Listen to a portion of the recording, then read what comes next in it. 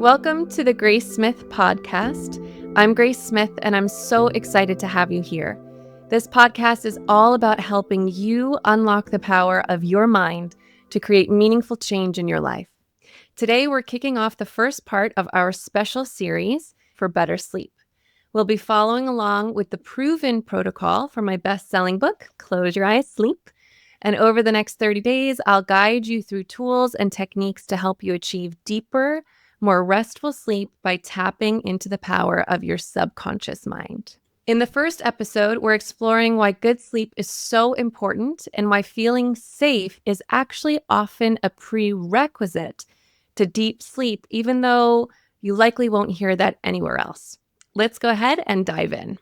So I wrote this book, Close Your Eyes, Sleep, because so many folks who came to Grace Hypnotherapy were struggling with insomnia.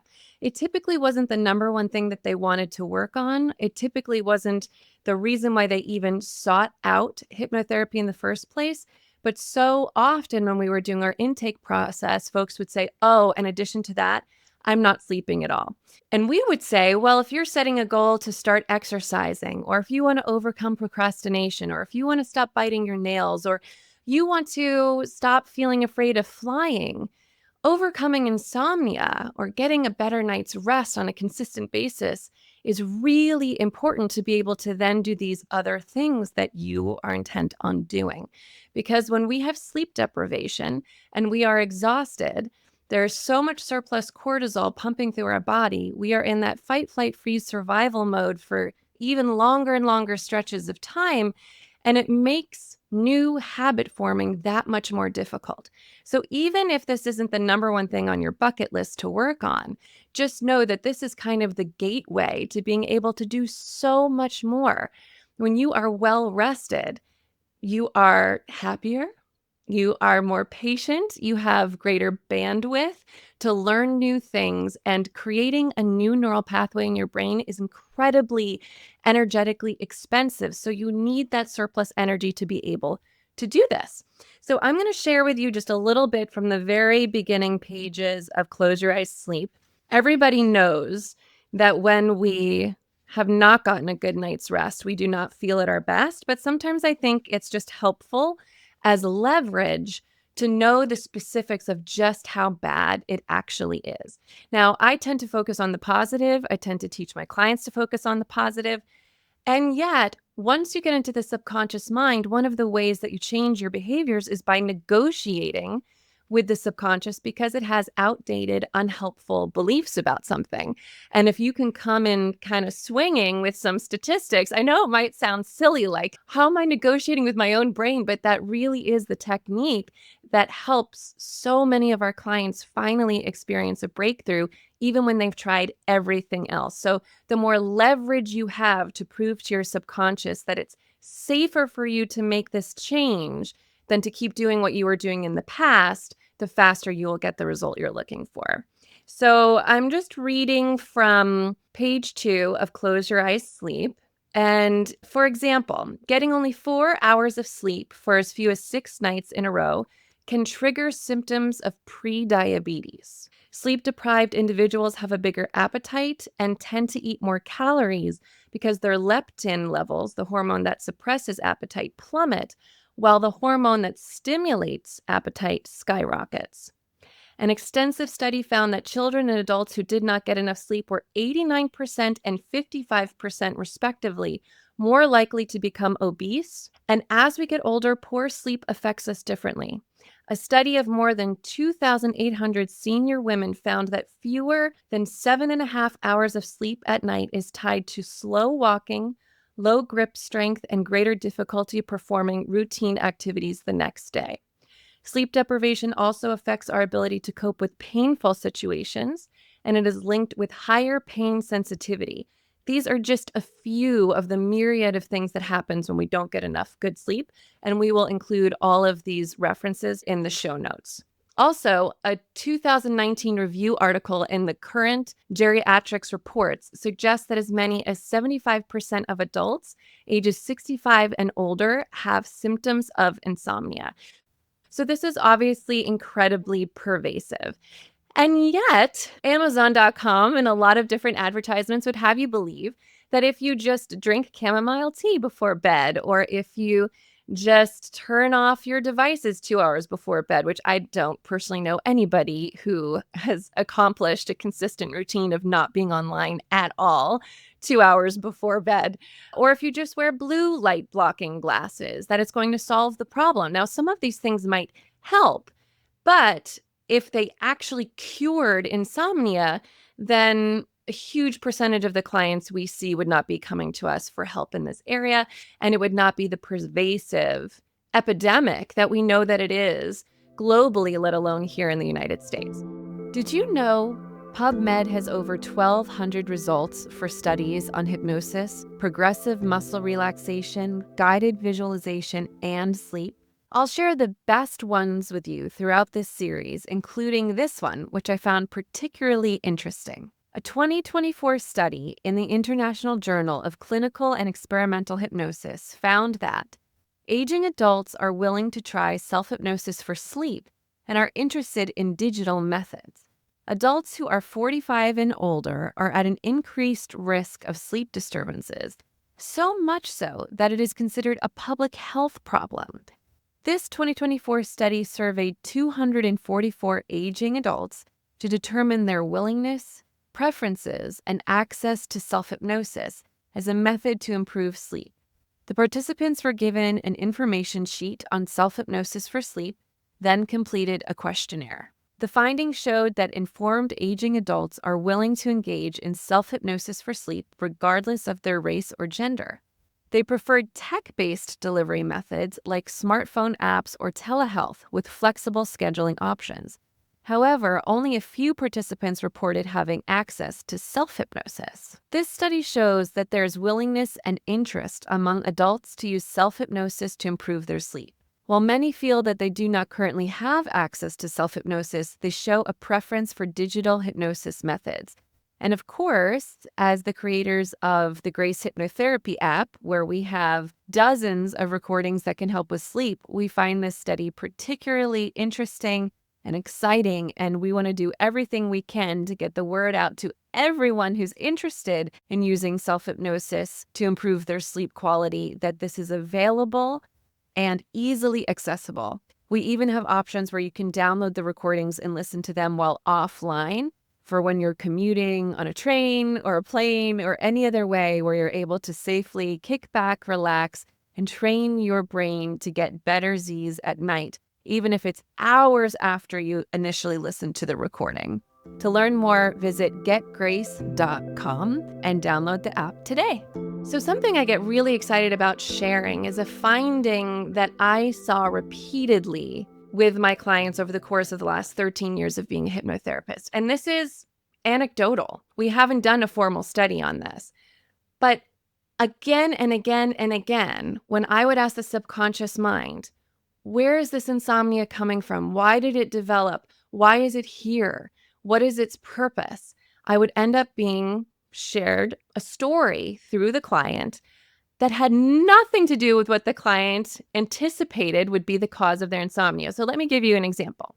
Now I'm going to share with you a story from a client who experienced this exact same phenomenon where she couldn't understand where her insomnia came from, but ultimately the root was that her subconscious did not feel safe being in the vulnerable state of sleep. So this is on page 158 in my book, Close Your Eyes, Sleep. At the beginning of Lisa's first hypnotherapy session, she shared what happened when she went to bed every night. I feel like I'm in a constant state of high alert, Lisa said, like I don't know how to turn it off and relax. How long have you been experiencing these symptoms at night? The Grace hypnotherapist asked. I'm not sure, Lisa said as she tried to strain her memory back in time. Her hypnotherapist smiled and said, that's right. Your conscious mind isn't sure, but your subconscious mind definitely knows. Let's go into hypnosis and ask your subconscious mind instead. During the session, Lisa traced her insomnia back to an experience she had as a child. When I was a little girl, the kitchen caught on fire one night, she said. Although nothing bad happened and no one was hurt, it happened while I was sleeping. I remember being woken suddenly by the blaring fire alarm.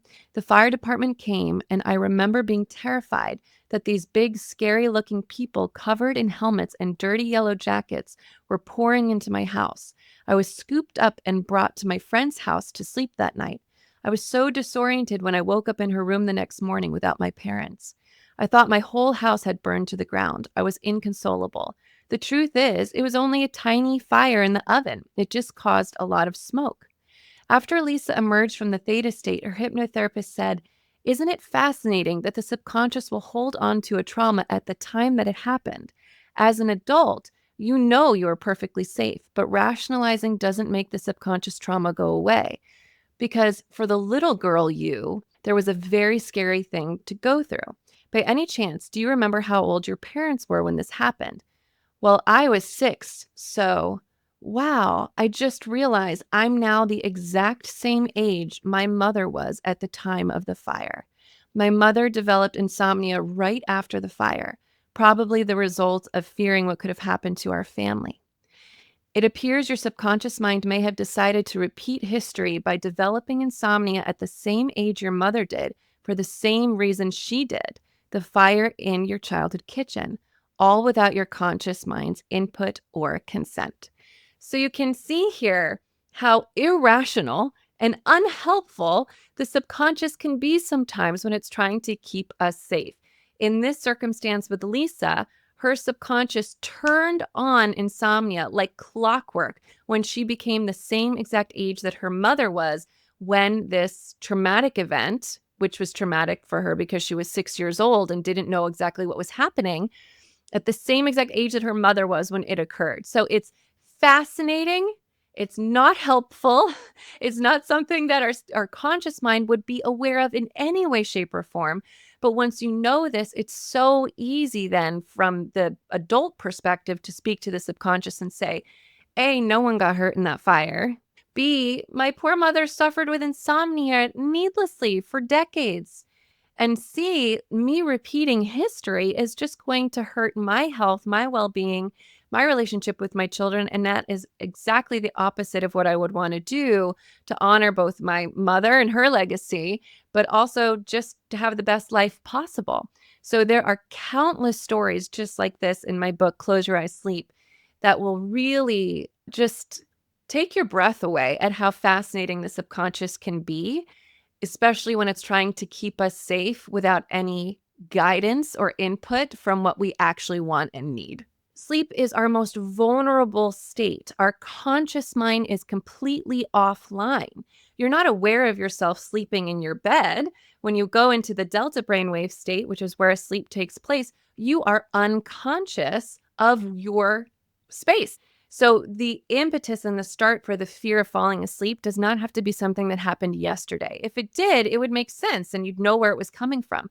But so often we have found that when people have insomnia, it's because there is a deep-seated belief that it is unsafe to be in that vulnerable state, in that place where you are consciously offline and unable to protect yourself. So you've got to find out what it is, negotiate with the subconscious, prove to it that you're actually safe.